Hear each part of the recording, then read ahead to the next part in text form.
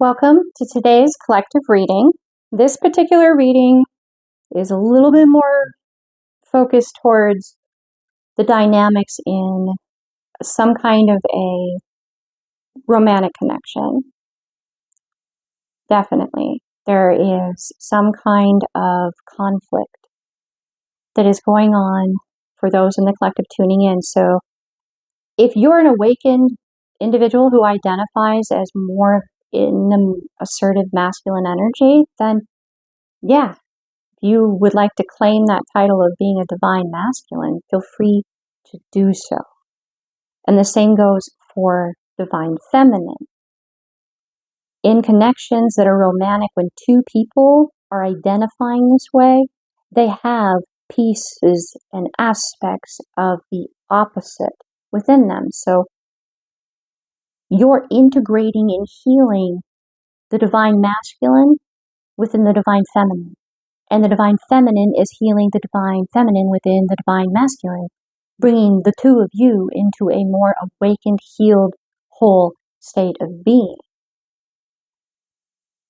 If you're experiencing this in the physical, you're in a relationship with your person, and you're just like, what? Because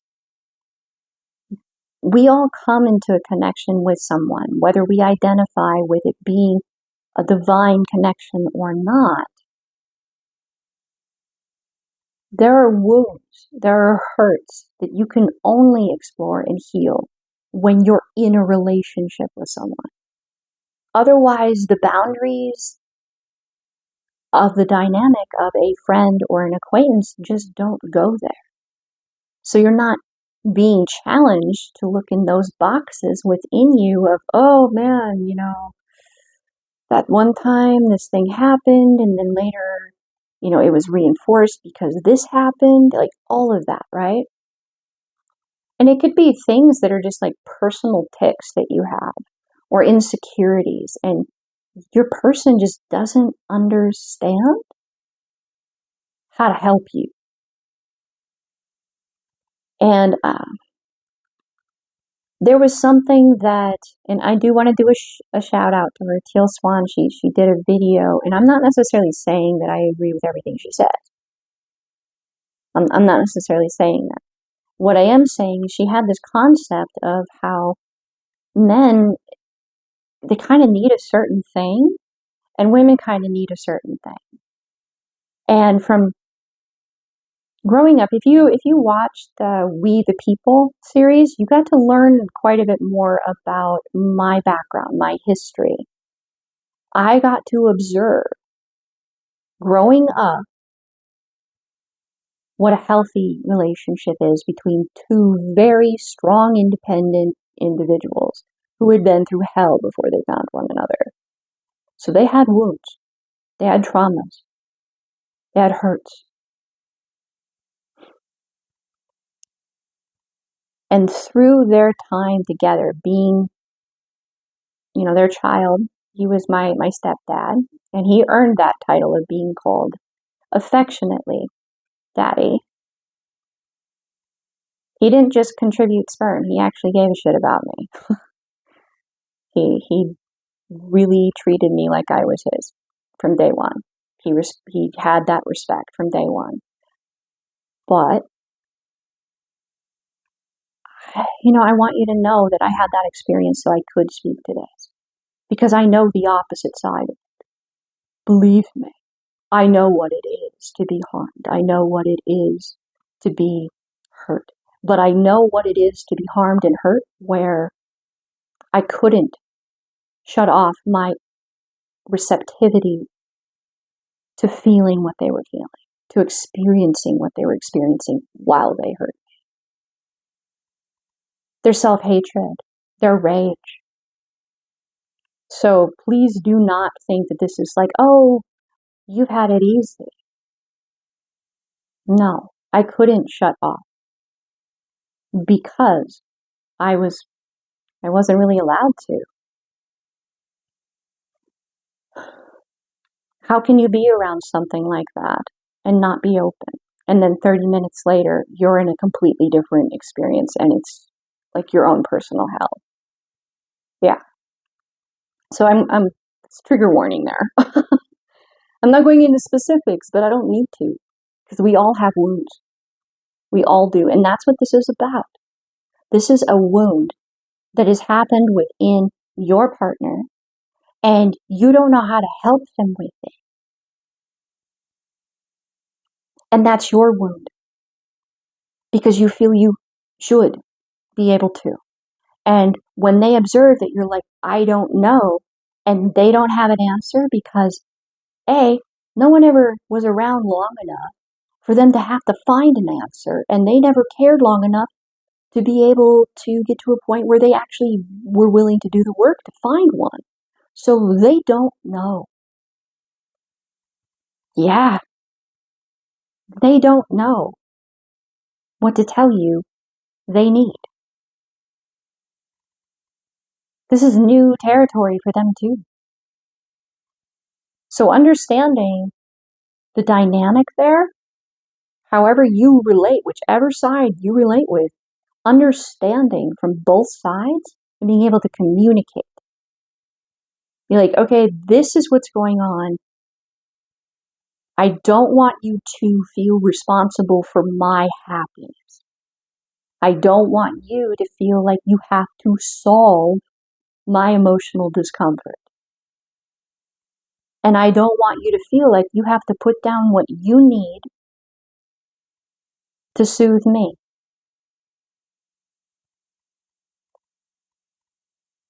To put your needs on the back burner, because this will continue to come up until it's addressed. It's why you guys are connected. It's why you're connected. Because this is the person, the one individual, especially if you identify with being an awakened individual, someone who knows who you are. Self-actualized is more of like a psychology term for it. But this channel is more about your awareness of the interdimensional, spiritual, quantum physics aspect to it, because those are human words for something we still don't even understand. Because they don't encompass it. Encompass it. Oh my gosh, I can't do that word right now. Encompass. I think that's right. Excuse me. So you have to be able to talk about it. This is where I'm coming from, and it not be a triggering. This is where I'm coming from. And then the two of you go, and you're like, all right, so we're at that point. We understand this aspect. Okay. That'll help a lot. Because you both know where you're at least. You know that they're not being mean to be mean. You know that they're not telling you because they don't trust you. They're not telling you because they don't know. That they are aware that this is very uncomfortable and a wound for you too. And then they feel guilty because they feel like their wound is harming you and they don't have the answer. And they should, because it's them. It's a complicated thing. But you are two separate individuals choosing to be together, choosing to do this work. And that is not to be belittled in any way, shape, or form. That is huge. That is huge. There's so much love between the two of you. So much. Anchor yourself in that. Reaffirm that. Like, I love you. I'm here. Let that be your touchstone. And keep those lines of communication open. My advice would probably then too as well, because you're dealing with some murky stuff here. You don't want to be putting like what happened when you were 3, 5, 7, 17, like whatever it may be, onto this individual that you love. Like it's theirs to do penance for, any more than they would want to do that to you and have you experience that. What it is, look, I am working through this, and the only role truly that the two of you are Healing comes through being understood. And taking the time to sit with this complex stuff until you're not writing a 10-page paper, but you're writing maybe like a 1-page, until it becomes succinct and pointed and clear. It's just writing diarrhea on a page, and it's hard to process that chaos on the other side. And you know that because you don't want to experience them doing that to you. How the hell are you supposed to make sense of it? Because you're aware a lot of it has nothing to do with you. So journaling may be a really huge thing for you, both of you. Maybe you have a book that you write to each other in. I mean, I don't know. Like, every couple is different. Every individual mind, brain is unique. Each facet of soul is a unique experience. And the two of you are in this connection for a reason, because they're your greatest teacher. They are the person that holds the most of you in their backpack.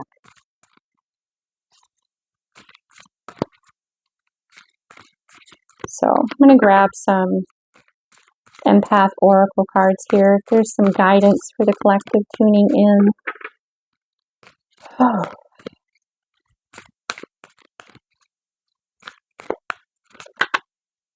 Okay. Practice patience. I have to laugh at it because it's just, I find ironic shit funny. Because I know this card could be really triggering, and it's just like, on your worst day ever, and then you step in a puddle. Like, I would laugh there. I'd be like, really? Really? So laughter is going to break up. Being willing, to break up the energy. Laughter could be very healing if you find or are willing to find the funny and ironic. What this elephant is definitely, that this is Ganesh. This is the remover of obstacles. I mean, like, good luck stopping an elephant. If it wants to go through you to get somewhere, it's going to move you. If there's an obstacle between you and it's coming to your rescue, well, that obstacle is not going to be there much longer. I have this image of how there's these there's probably a YouTube video on this. It's been so long, but apparently there are some elephants that are kind of mad at humanity in this particular area, and they are attacking cars as they come through on the road. They're just they'll sit on them and they'll bump them off the road, and they'll hit them with their trunks, and they're just get out of here, what is the person in the car going to do? Because there's been a lot of damaged and destroyed vehicles as a result of this. I mean, the image, the person's car was just all dented up, and they're in there just I don't know, what am I going to do? So good luck, right? Good luck with that. So whatever obstacles may be present here, they're meant to be moved. Patience is the key. Yeah, you may feel this your own wound as a result of this dynamic, because your wound perfectly complements their wound, and that's not by chance. It's not by chance, because you're going to be able to heal each other from that wound in one another completely as a result. If you practice this patience and don't give in to anger and elevated mood and saying things that you can't take back, when you know you need to go to the opposite side of the house and maybe spend some time doing something else. Maybe you're taking the trash out. Maybe you're sweeping. Maybe you're vacuuming. Maybe you're working on a car. Maybe you're working out. Whatever it may be, some time to work out some of that energy, to come back in a more calm state so you can communicate more consciously instead of reacting, responding. Responding is conscious choice. Reacting is, I'm angry, so I'm going to say angry things, and then I'm going to regret those things later. And hey, you know, that happens sometimes anyway. That's just how it is. Sometimes you just, both of you are in a state where you just can't cope well. Oh boy. That was a whole chunk that came out there. So that's a lot. That's a lot. Let's see here. Yeah, it's a ton. Okay, so King here is practice patience. Next is center yourself. Balance. This is take a few deep breaths. Be mindful. This is just a affirming of the whole. Take that time out so you can come back and respond, not react.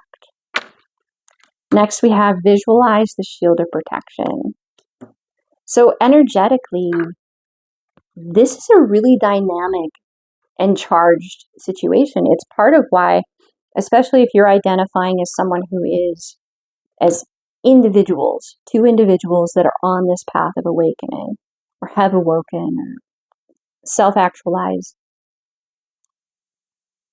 the energy that you can consciously wield is potent because you can consciously wield it. However, if you're not responding, but you're reacting, that is not so focused. It's not so consciously directed. So, both of you may need to become very aware of the boundary energetically between one another. I know that there is, to an extent, an overlapping, an interconnection, but that's part of why on this path, if you watch the reading I posted just before this, it's part of why you went through that. Because you need to be able to know what's you and what's them in this situation so that you can go, all right, I am definitely reacting right now. Okay, let's pull that, back within me here and, not like splooge it outside of my field here. It's not about protecting yourself from their energy necessarily, though there is an element of that. It's about containing your own and protecting both of you from the energy within you being used in a way that is reactive instead of responsive. Because most individuals, when they have a relationship with someone, they're not consciously aware of any of this. So they're like, oh, but I didn't say that, or I didn't do that. Well, when you're energetically awakened and aware to this extent and in a relationship with someone else who is, things are a little more complicated.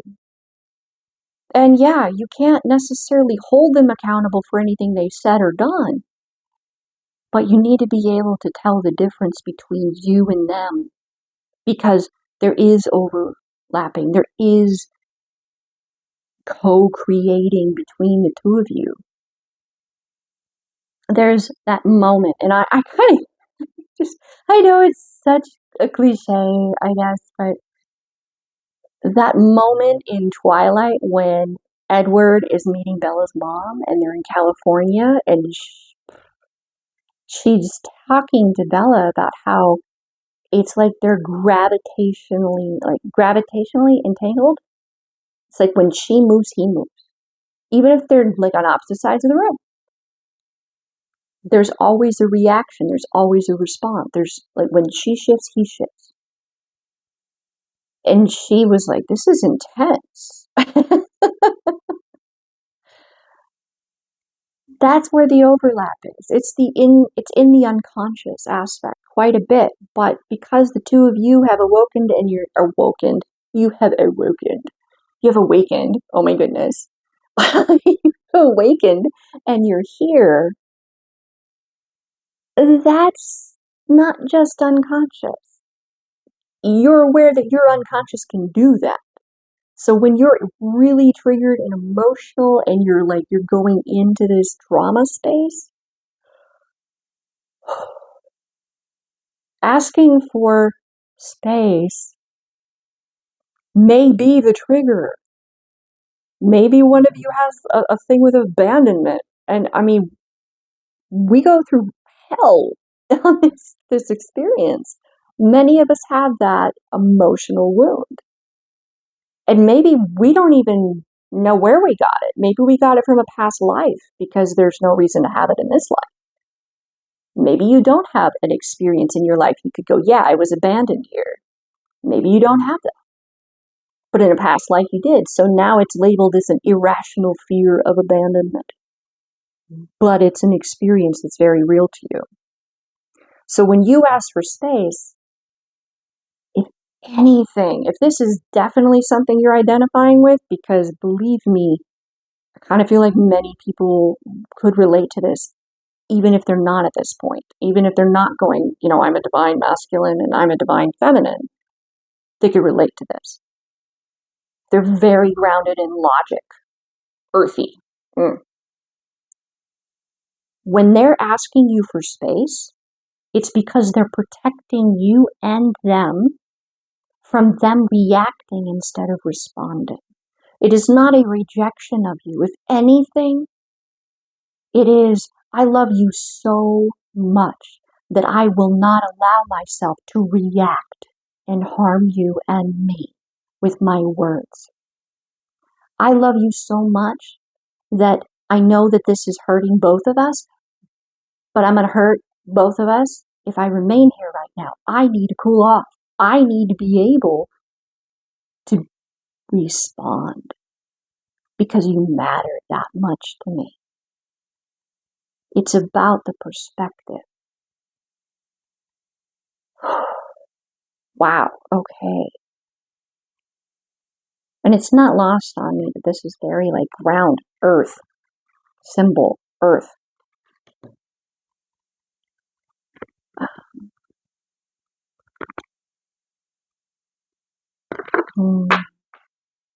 Mathematical symbols, maybe of assistance, like the Merkaba. I want to call it a tetragram? Pretty sure I'm not saying it right. Man, if I can find the actual word that I'm looking for there, although I'm sure you guys know kind of where I'm going with this, I will put it in the comment, and if you know what it is, feel free to put it in a comment below, because it will help the individuals that are just like, man, I just can't go down this rabbit hole of trying to find what she's talking about right now. It could help them be able to have that right there. So if you want to do that, definitely feel free to do that, because it'll help somebody. Even if you don't end up getting the thumbs up or the comment, you'll know, because that good karma will come back to you. And that may be your dharma.